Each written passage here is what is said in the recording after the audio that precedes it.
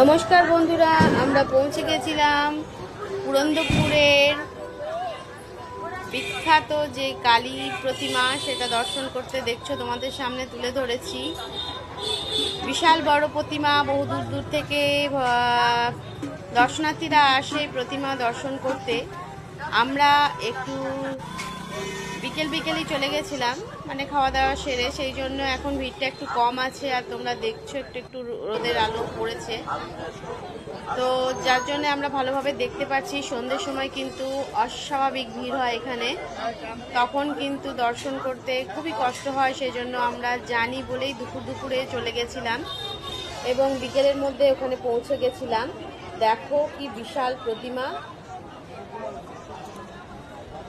তোমাদের সামনে থেকে দেখানোর চেষ্টা করছি।